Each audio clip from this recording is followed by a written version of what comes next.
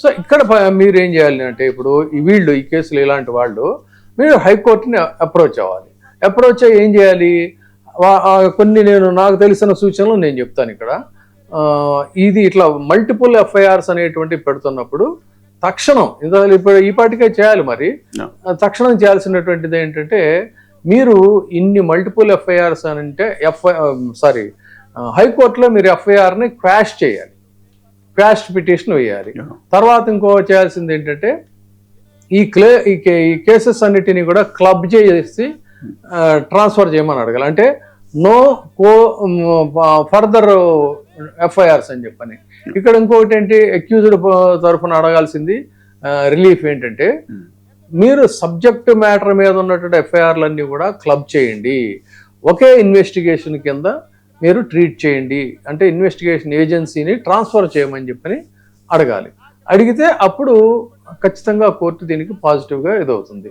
So fresh arrest చేయాలంటే అప్పుడు ఏమవుతుందంటే, ముందుగా కోర్టు పర్మిషన్ తీసుకోవాలి.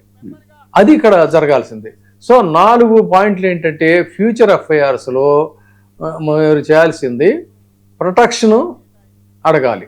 అంటే పోలీస్ స్టేషన్ల దగ్గర మాబ్ గ్యాదరింగ్స్ అనేవి లేకుండా సెక్యూరిటీ ఏర్పాటు చేసేటువంటి డైరెక్షన్స్ కోర్టు నుంచి మీరు తెచ్చుకోవాలి. మల్టిపుల్ ఎఫ్ఐఆర్స్ ఉంటే వాటన్నిటిని కూడా క్లబ్ చేయమని చెప్పాలి. ఎక్యూజ్డ్ సేఫ్టీ మీద మనం ఇందాక గుర్తు చేసింది డీకే బస్సు కేసులో సేఫ్ గార్డ్స్ అమలు చేయాలని చెప్పని రూలింగ్ పార్టీ వర్కర్స్ చేసినటువంటి దాడి ప్రయత్నాల మీద ఇండిపెండెంట్ ఎఫ్ఐఆర్లు చేయకుండా వీటన్నిటి మీద కూడా డీకే బస్సు కేసు అనేటువంటిది ఒక బెస్ట్ రెఫరెన్స్ కింద ఉంది.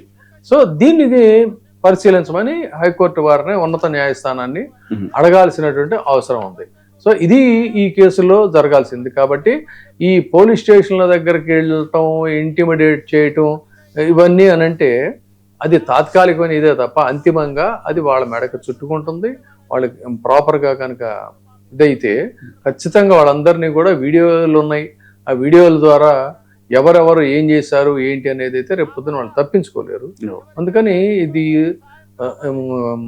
చట్టాన్ని మీరు అబ్యూస్ చేయటం తప్ప వ్యక్తుల్ని కాదు. క్రిమినల్ లాని పొలిటికల్ వెపన్ గా మార్చుకుంటున్నారు అనేటువంటిది చెప్తున్నా. ఇది ఒక పైశాచికానం తప్ప దీనివల్ల ఒరిగేది లేదు, జరిగేలేదు. కాకపోతే ఏంటంటే డెమోక్రసీని ఇంత అపహాస్యం చేస్తే రేపు పొద్దున భవిష్యత్తులో దీని ఇంపాక్ట్ అయితే మీకు డైరెక్ట్లీ ఆర్ ఇండైరెక్ట్లీ ఉంటుంది.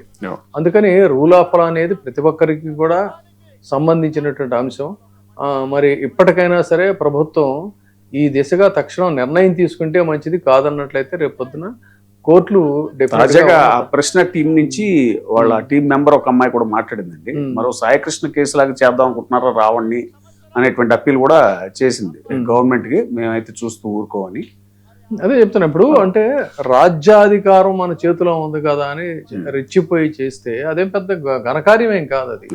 కాకపోతే ఏంటంటే చట్టాలు మాత్రం జ్యుడిషియరీ మాత్రం చూస్తూ ఊరుకోదు.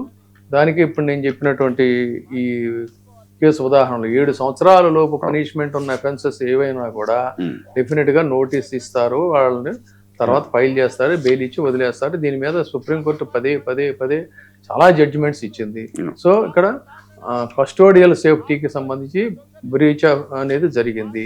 ఆ బ్రీచ్ అనేది జరిగిన దాని మీద కూడా మీకు దాని మీద రేపు డెఫినెట్గా విచారణలు ఉంటాయి. అందుకని ఈ తరహా ఇదంతా కూడా this is not democracy, this is autocracy. The first and foremost ఏంటంటే చట్టాన్ని గౌరవించాలి.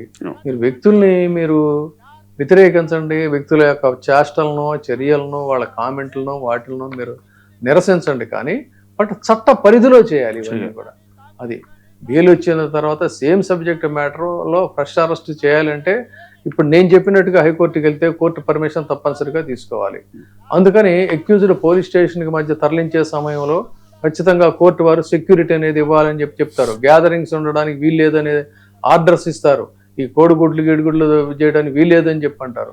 సో అందుకని తర్వాత ఆ CCTV footage, medical records, arrest memos, station diaries వీటన్నిటిని కూడా కంప్లీట్ కోర్టుకి రేపు పొద్దున సబ్మిట్ చేయాల్సి ఉంటుంది. అందుకని ఇది ఈ కేసుల్లో ముఖ్యంగా ఫాలో అవ్వాల్సినటువంటి రూల్స్.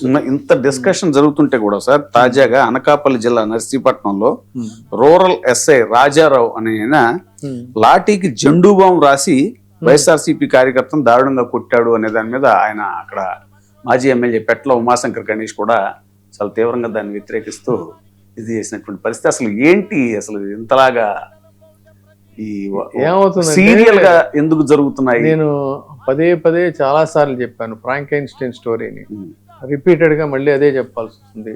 ఒక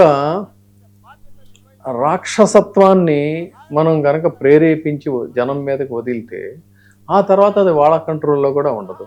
సో పోలీసు వ్యవస్థ అనేటువంటిది బాధ్యతాయుతంగా చట్టానికి లోబడి వాళ్ళు పనిచేసుకుంటూ ఉంటే బాగానే ఉంటుంది. కానీ వీళ్ళు ఏంటంటే వాళ్ళకి ఎనార్మస్ రైట్స్ ఇచ్చేశారు. మీరు ఏమైనా చేయండి పర్వాలేదు, నడి రోడ్ల మీద బాధేసేయండి, బట్ మేము ఉన్నాం, ఇంటికి వెళ్తామంటే భార్యాభర్తలు తీసుకెళ్ళి అరెస్ట్ చేసుకొని ఎత్తుకెళ్ళివ్వండి, ఏం కాదు మీకు మేము ఉన్నాం అని ఈ రకమైనటువంటి భరోసాలు ఇవ్వటం వల్ల ఏమవుతుంది, శవాన్ని కూడా దొరకనటువంటి స్థితిలో సంఘటనలు జరుగుతూ ఉన్నాయి. సో జెండు బాంబులే రాస్తారు, ఇంకేదైనా కూడా రాస్తారు. హైకోర్టు కూడా రిపీటెడ్ గా ఈ మధ్యన వార్నింగ్స్ ఇస్తుంది కదా సార్ పోలీస్ డిపార్ట్మెంట్. అసలు లేదు, జ్యుడిషియరీ మీద కోర్టుల మీద వాళ్ళకి భయం లేదు, భక్తి లేదు. మరి ఏంది వాట్ ఈస్ మరి దాని మీద కంటెంప్ట్ ఆఫ్ కోర్ట్ కింద డిపార్ట్మెంట్ మీద ఇప్పుడు కొన్ని ఇలాంటి వాటిల్లో ఆలస్యం అవ్వచ్చేమో కానీ అంతిమంగా అయితే ఖచ్చితంగా ఎప్పటికీ కూడా చట్టం అనేటువంటిది గెలుస్తుంది. ఆ విశ్వాసం మనకు ఉంది. మనకి చెప్తున్నటువంటి కేసులు కూడా అనేకమైనటువంటి కేసుల్లో ఇలాంటి వాటిల్లో అంతిమంగా ఏంటంటే కోర్టులు చాలా స్ట్రింజెంట్ యాక్షన్ తీసుకున్నటువంటి సంఘటనలు కూడా. అందుకని ఇప్పుడు ఈ జరుగుతున్నటువంటి తంతుని తమాషాని స్టాప్ చేయాలంటే ముందు అర్జెంటుగా వీళ్ళు ఉన్నత న్యాయస్థానానికి వెళ్లాల్సినటువంటి అవసరం ఉంది. హైకోర్టులో చేయాల్సింది ఏంటంటే మల్టిపుల్ ఎఫ్ఐఆర్ల మీద ఒకే కేసు సంబంధించి ఇప్పుడు నేను చెప్పిన ఈ సుప్రీంకోర్టు ఈ జడ్జిమెంట్స్ ఉన్నాయి కదా, ఈ రెఫరెన్స్ అన్ని కూడా పెట్టి ఈ జుబైర్ కేసు కానీ ఇవి కానీ అక్కడ సబ్మిట్ చేయాలి. చేసిన తర్వాత జరిగిన సంఘటనలు వీడియో సాక్ష్యాధారాలు ఇవన్నీ కూడా వాళ్ళు సబ్మిట్ చేస్తే అప్పుడు ఒక అక్యూజ్డ్ని మానసికంగా, ఇది ఒక రకంగా ఏంటంటే అతనికి వీళ్ళ మాబ్స్ అటాక్ అనేది శారీరకంగా అతనికి ఏమి హాని జరగకపోవచ్చు, దాడి జరగకపోవచ్చు, కానీ ఇదేంటంటే సైకలాజికల్ గా ఒక ఫియర్ క్రియేట్ చేయడం, రూల్ ఆఫ్ ఫియర్ అని అన్నాడు కదా, అది కూడా దీనికి ఎంతకే వస్తుంది.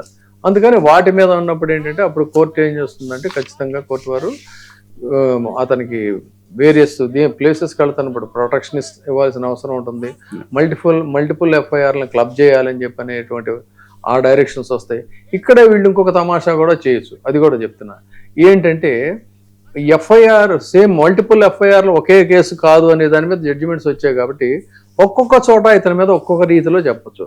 అది కూడా ఇప్పుడు నేను చెప్పింది ఏంటంటే ఒక కేసు ఒక దీంట్లో బెయిల్ ఇచ్చిన తర్వాత ఇమీడియట్గా అతను అక్కడికక్కడ అరెస్ట్ చేసి తీసుకెళ్లేటువంటిది లేదు. ఎందుకని ఇవన్నీ కూడా below 7 years cases. Below 7 years cases అన్నప్పుడు ఏంటంటే you have to follow the procedure. అతనికి ముందు నోటీసులు ఇవ్వాలి, నోటీస్ ఇచ్చిన తర్వాత తీసుకెళ్ళాలి. మరి అవి జరుగుతున్నాయి ఎక్కడంటే జరగట్లేదు. So that there is everywhere there is a violation of law. So hunger strike కూడా చేస్తున్నాడు స్టేషన్ లో ఎవరు, రావణ్. అలా ఆల్మోస్ట్ ఇప్పుడు 3 days నుంచి 4 days నుంచి అరెస్ట్ చేసిన దగ్గర నుంచి అతను ఫుడ్ తీసుకోవట్లేదు. డెమోక్రసీలో ఎప్పుడైతే చట్టాల ఉల్లంఘన జరుగుతుందో భారతదేశంలో అంతిమంగా గాంధీ గారు చెప్పినటువంటి ఇదైతే ఉంది కదా. కాబట్టి చూద్దాం. ఇదైతే చాలా అరాచకమైనటువంటి పరిస్థితి. ఇక్కడ మనం again we are talking about the violation of law. ఈ వైలేషన్ ఆఫ్ లా అనేటువంటి దాని మీద ఖచ్చితంగా కోర్టులు దృష్టి సారించాల్సిన, అత్యున్నత న్యాయస్థానం తక్షణం దృష్టి సారించాల్సినటువంటి అవసరం ఉంది. ప్రజల్లో కోర్టుల పట్ల లేకపోతే చట్టాల పట్ల విశ్వాసం సన్నగిల్లకుండా దాన్ని నిలపడం కోసం కోర్టు వారు ఇంకా మరింత జాప్యం చేయకుండా దీని మీద ఒక స్ట్రింజెంట్ డైరెక్షన్స్ ఇవ్వాలి అనేటువంటిది అయితే ఇస్తుందని కూడా నేను భావిస్తున్నాను.